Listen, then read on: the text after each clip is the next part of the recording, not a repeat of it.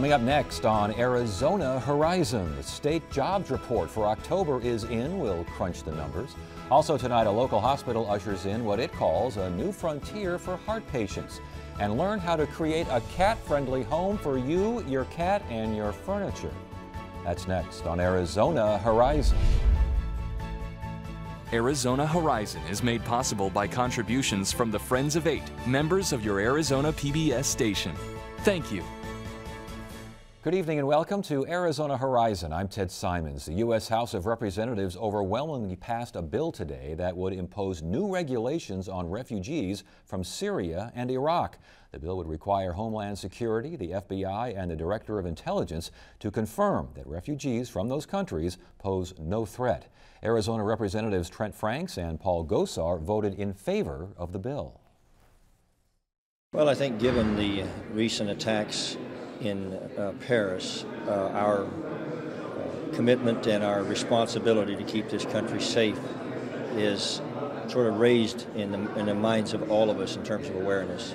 And that is our first and most important responsibility in the federal government, is to keep Americans safe. This is not the perfect bill, but it's a good start in looking at national security and making sure that the refugees that we're bringing in this country are safe, reliable, and want to be part of the American way of life. The bill now awaits a vote in the Senate, where Democratic leaders promised to block the legislation, saying that there already is a strict 18 to 24-month vetting process for refugees. The state's jobless rate dropped to 6.1% in October. That's down from 6.3% the previous month. Here to help explain the latest state jobs report is Arizona Department of Administration economist Doug Walls. Good to have you here. Welcome. Hi. Arizona in October, the jobs report in general, what was found? Well, it was a strong October jobs month in Arizona. 9 of our 11 major industries reported over the month employment gains, strongest gains coming from trade, transportation, and utilities.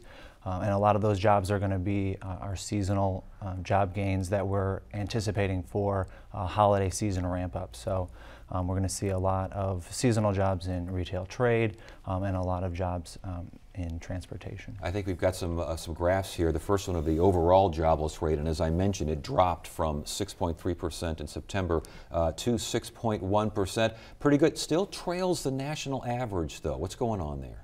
Yeah, then this is true, and this has been kind of consistent since the end of the recession. One thing to note is that Arizona was hit a lot harder during the recession. We fell farther and we fell for longer. The official recession ended the middle of 2009. Arizona didn't record employment growth until right around the middle of 2010. So we fell a lot farther, and we are taking a little bit longer to recover. If you look at the employment numbers, though, we actually lead the U.S. in employment growth. So we are seeing faster rates of growth in the U.S. Let's look at the Arizona employment level and this particular metric. What do we see with this? So this is going to be our seasonal employment, total non-farm, and you're going to see seasonal variations there. But where it stands now, about 2.6 million jobs in the economy. Not quite at the levels for pre-recession peaks, but we are very close to those levels. And again, you can see slow or steady and moderate growth since the end of the recession. As far as job gains, you mentioned sectors, 9, 10 of 11 sectors, something along these lines. We have a graphic of that as well, and it looks like, again, everything from government to private and it looks like natural resources and mining and maybe construction. Well, construction was up though, wasn't it?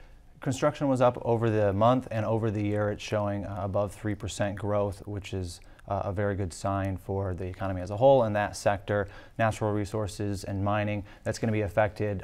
It's a global industry. It's going to be affected by commodity prices. But yeah, overall, 10 of the 11 we're seeing over the month gains, strong gains again in trade, transportation. I was going to say, what's going on with that? That's going to be a lot of the seasonal employment gains that we're seeing for the holiday ramp up. And as far as job gains and losses around the state, we have a graph of that as well. And what does this say regarding where the jobs are? Well, this is saying that the economic recovery that we're seeing is robust. It's not just happening in our major metropolitan areas. It's going to be occurring throughout the state. Again, this is going to be our over-the-month gains, so it's going to be a lot of the seasonal gains for the holidays. And then one thing to note as well is that these are percentage gains, so these areas are smaller once you get down to the sub-state level, so a gain of 100 or 200 jobs could influence the percent growth. And it's relatively similar year to year, correct? Year to year, the county, at the county level, they're doing better. We're seeing, as an economy as a whole, about 2.4% growth over the year, and that's on top of a 1.9% growth over the year in 2014. So we've been seeing that slow and steady growth. I was going to say, we're not seeing any sharp edges here, but the trend seems to be positive, if slow and steady. Yeah, and coming out of this recession, again, you look at a lot of different economic indicators, and it's been very robust. It's been wide-ranging, and it's not just population-driven. It's not just construction or growth-driven. It's really a whole recovery. All right, very good. Good to have you here. Thanks for joining us. Thanks a lot.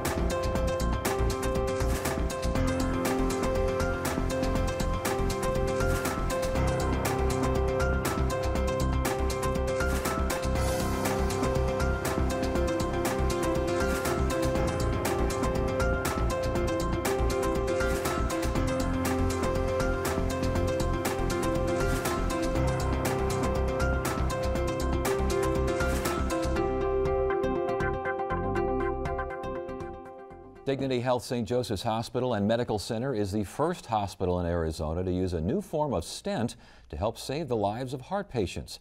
Dr. Nabil Deeb, Director of Cardiovascular Translational Research at St. Joseph's, is here to tell us more. Welcome to Arizona Horizon. Thank you. First of all, let's define what a stent is. What are we talking about here? A stent is a piece of metal that we put it when we try to open a blood vessels. They are clogged with cholesterol that usually cause chest pain or they cause heart attacks. So we put a stent in to keep the vessel open when we do interventions such as angioplasty. Okay, and so with that being a stent, what is a bioabsorbable stent? Because this is pretty newfangled, isn't it? Oh yeah, it's very, very exciting science. So one of the disadvantages, the oldest stent that we have, the polymer that elute the drug. The stent usually have three components, the metal in it and made of platinum. The second one is polymer, and the third is a drug that eluted from stent to keep the vessel open for a long time. So the oldest stent, the polymer, stay for a long time and does not allow the vessel to heal well. And that sometimes can lead to clot inside the stent and heart attack. In a small percent, about 1%. Now the new stent has a polymer that can absorb within 3 months, and consequently the likelihood of having a clot inside the stent in the long term is much less, and the likelihood of heart attack is less. So this basically it just dissolves there in the body? That's correct. It's made of polylactic acid where the body absorbs the stent completely, the polymer. Is there any concern that it stays in there long enough? I mean, what if it doesn't absorb too fast, does it? No, after 3 months usually. The platform of the platinum of the stent stay to keep the vessels open. And this is called Synergy? Is that what this is called? That's called the Synergy stent made by Boston Scientific. This is the first stent approved in the United States, that bioabsorbable polymer, where the material absorbs within 3 months. So in terms of what we had as an option beforehand and what you have now as an option, Give us the differences here. Oh, the difference is very significant for a patient. The likelihood of stent thrombosis is probably less over a long period of time. That leads to a heart attack, which is major things for a patient. And number two, the likelihood of using a drug. We use two medication for long term. We call them antiplatelets, such as aspirin and Plavix. The likelihood of using them for long term is less. As a matter of fact, we will be starting a new trial here in St. Joseph Hospital with such a stent to see if we can stop the medication after 3 months instead of indefinitely. I mean, that medication, I think, is a major factor in there, correct? Of course, because the medication have some consequences for the long term, such as a bleed, which is very, very important. And these are, now, these new stents, are they completely non-metal? I mean, they got to be if they're bioabsorbable. That's correct. This stent we are talking about the polymer, one part of the stent that can delay the healing of the vessel, get absorbed completely. And some of the new stent that we'll be establishing, we have a clinical trial currently with a new absorbable stent. Completely the stent will be absorbed from the body within 2 to 3 years. Currently under investigation in a clinical trial called Absorb4. And I know that the hospital is calling this a new frontier for heart. I think you called it a new frontier for heart patients. This is pretty big stuff, huh? It's a very, very important, and I think the patient in Arizona should be very happy. St. Joseph Hospital starting a great of-the-art cardiovascular research centers and including many devices to provide care above and beyond the standard of care for patients. You know, we hear about a lot of advances in terms of genetics, in terms of cancer therapy. Cardiovascular, are we seeing those kinds of advances as well, or is it still kind of slow and steady? No, absolutely. The cardiovascular medicine, the advances, it's amazing. From structural heart now we can replace a whole valve with a catheter-based technology, and that's currently exists in St. Joseph Hospital, and fix the valve with a catheter instead of open surgery. Those are a new frontier. We call it structural heart disease, and fixing the valve and closing holes in the heart, all with a catheter technology, while the patient, some of them while the patient is awake, and next day go home. Oh my goodness gracious. That does sound like a brave new world, doesn't it? Absolutely. There's many, many new technology for patients. We have many of the clinical trial related to stem cell for heart failure to enhance the function of the heart muscle, some of them related to stroke, and some of them to peripheral arterial disease. There's a lot of science coming on for patients. And last point here, there's probably a lot of preventative efforts as well. People know enough in terms of diet, in terms of smoking and these sorts of things. That has changed over time, has it not? Oh, absolutely. The new guideline for medication now, there's a breakthrough medication for cholesterol. Above and beyond. Patients who cannot take statin, that's a common medication, and some of them cannot tolerate it, or they are not as effective. There's a new medication that can reduce, on top of the statin, the cholesterol by 50 to 60%. Wow. There's a new breakthrough in medicine also for heart failure now to decrease mortality by 20% and hospitalization by 20%. I think this year is fascinating. The FDA has approved three major truly new frontier and advances in medicine that will help patients. Some of them for heart failure, drug for heart failure, drug for cholesterol, and also the structural heart disease, a new valve placed with the catheter technology. Well, it all sounds very encouraging, if nothing else. Good to have you here. Great information. Thanks for joining us. We appreciate it. Very welcome. Thank you for having me.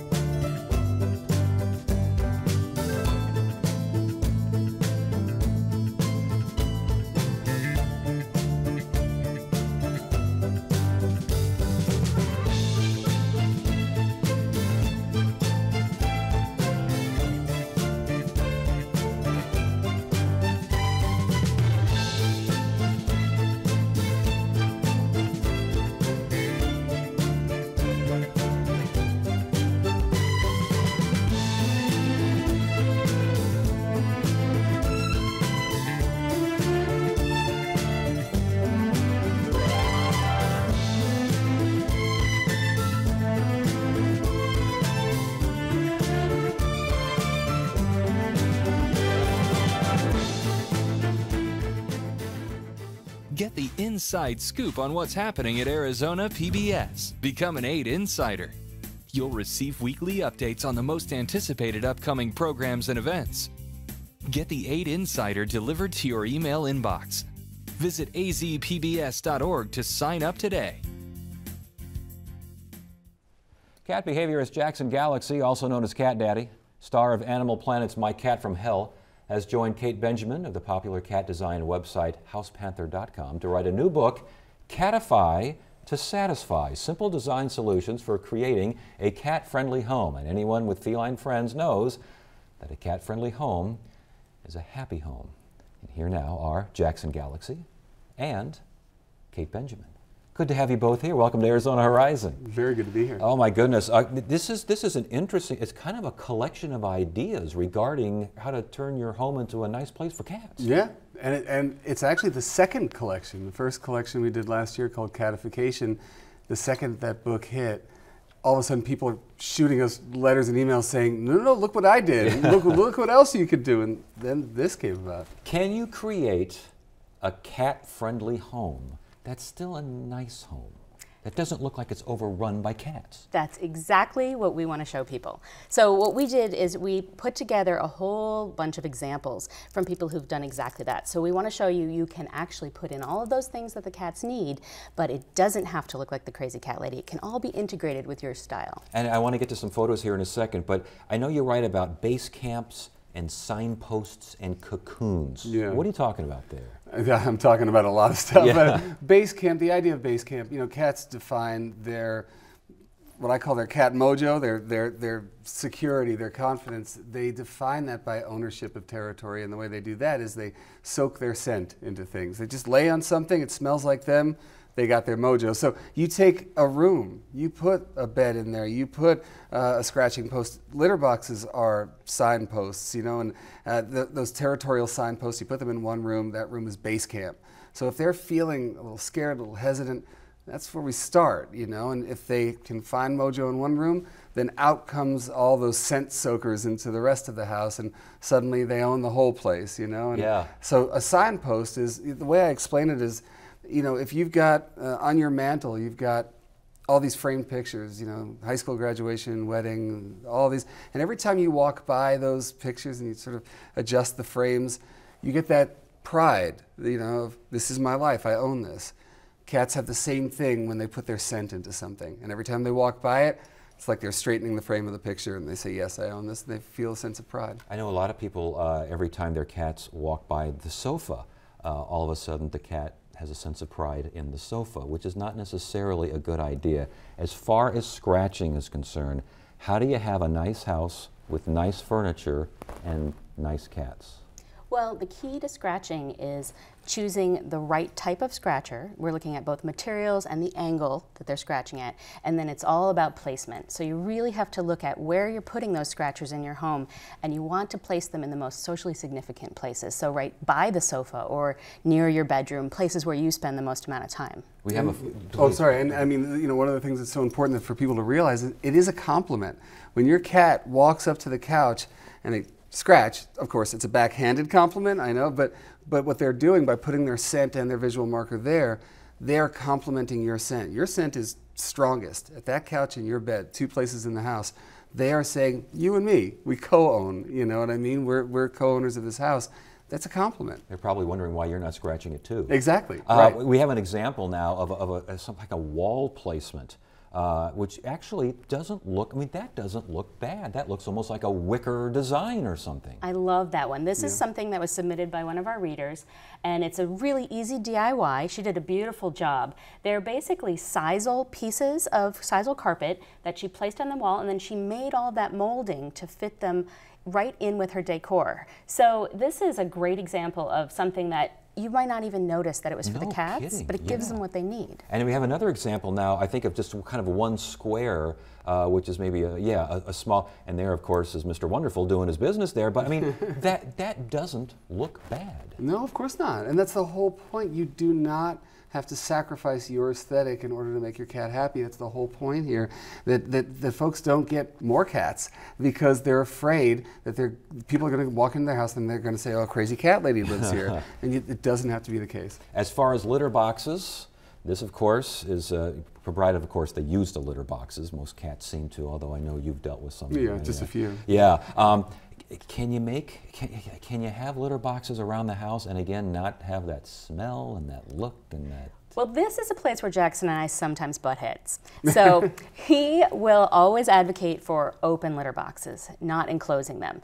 But there are a lot of people who are really going to fight that. So what we've done in the book is we've shown lots of examples of how to compromise, how to create an attractive litter box enclosure, but you have to think about certain things like making sure there are 2 entrances so nobody can get ambushed inside. And again, you want to think about placement of the litter boxes. Now, again, this is a piece of furniture that if you walk by that and don't think too hard, you'd never know that's a litter box. That's the point, yeah. I mean, again, we butt heads. Yes, because I figure if you got cats, you should maybe own up to the fact that you got cats. It's okay to have a litter box, you know, but hey. But that's pretty nice, you gotta admit, that's pretty nice looking. No, it's fine, it's fine. And you know, it's like, as we resolve our headbutting by saying, listen, as long as it serves the function, if it serves the form, that's fine. And you talk about how cats want to be part of you and they like, you know, where you are and what you do.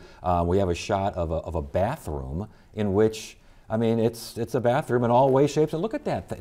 I know what's going on underneath that sink. Yeah. That's not bad. No, it's not bad. I actually, that's one I really like a lot too. Yeah. And that's like a real, that's a caption of compromise, isn't it? I mean, that's perfect compromise right there. What about, Kate, what about like outdoor? I know a lot of folks, we have indoor cats, and you open the window and it's kind of nice for them, but sometimes you kind of wish they'd be out. A lot of folks in the book have outdoor spaces, don't they? Yes, and we call them catios. So that's another word for an outdoor enclosure that's designed specifically for your cats. And we do have a really wonderful example of one in San Juan Capistrano by one of our readers who we featured as our special highlight. And she did an amazing job creating a beautiful enclosed outdoor area that's very safe for the cats to come and go through cat doors from the inside to the outside, and it's filled with plants and all sorts of things for the cats. Back, you know, I just remembered something from the book, back to the litter boxes. You say that if you put 2 litter boxes in one space that are too close together, that only counts as one litter box. It's only one litter box, sure. I mean, believe me, 20 years of working with clients who just want to get around this thing, and I say, I need you to have 3 litter boxes, and they put 3 litter boxes side by side underneath the car in the garage, you know what I mean? It's one litter box. And not only that, it's one litter box in a socially insignificant area. I mean, I know it's the 800-pound gorilla, but it's important for your cats to have a litter box, the king of all scent soakers, in a place that you share. And you don't butt heads on that one, do you? That idea? I definitely see where he's coming from, and I will support it any place I can. Can you, I mean, when you design and when you deal, are cats ever really, totally, fully domesticated? No. They're not, are they? No. I mean, they're little wild animals. Not even almost. I don't think they're domestic animals. I think that if you take a look at the timeline of our life on this planet with them, they've only been around for most of that time because they did a job, right? They rid us of pests that were, eating our food and making us sick. We kept them around for that. It wasn't like dogs that we brought into the house and we co-evolved with them. Cats are wild animals. Well, then can a cat be happy? And I don't care, you can have the best design in the world in there, but can a cat truly be happy if it's indoor only? Absolutely. And I think that what we've tried to do in our books is really give people the tools and get them excited about observing their cat and really interested in doing something. Because a lot of times people don't really think about the cat's needs or take the time to look at them. So what we want to do is really get people excited about that and inspired to actually go do something. And I think if you try any of the things in either book, that you will see a huge change in the happiness of your cat. I got to ask something. I take care of a few cats in the backyard. We can't let them in, but they're nice creatures, and I like to take care of them. But and one of them will sit I can't even begin to sit down before it's already in my lap. The other 2 don't. Yeah. How can you get a cat, indoors, outdoors, yours, someone else's? How do you get a cat to be affectionate, to sit in your lap? Well, I mean, everybody has their own personality quirks, whether you got 4 legs or 2. I mean, some people have very large personal bubbles, and so do cats. That said, I mean, the guys who live outside your house could be feral, and in this case, that's not a feral cat. No. So and it's important. I think when people start, talking about feral cats, they want to put them in the same box as others. Feral cats will have nothing to do with you ever. But that guy who's coming into your Yes. lap, I mean, that's a whole different story altogether. But yeah, it's funny. I get clients who say to me, "Can you just make my cat into a lap cat?"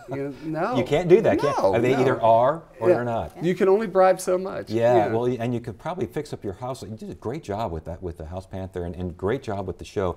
Thank you, from a cat lover. Thank you so much for you do great work. Thank you for joining us. And by the way, book signing tonight, real quickly? Book signing tonight? Yep, we're headed right over to Crescent Ballroom at 7 o'clock. The doors will open. You can probably still get tickets there and come see us, give a little talk, and get your book signed. At the Crescent Ballroom. Yes. Good to have you both here. Thank you. That is it for now. I'm Ted Simons. Thank you so much for joining us. You have a great evening.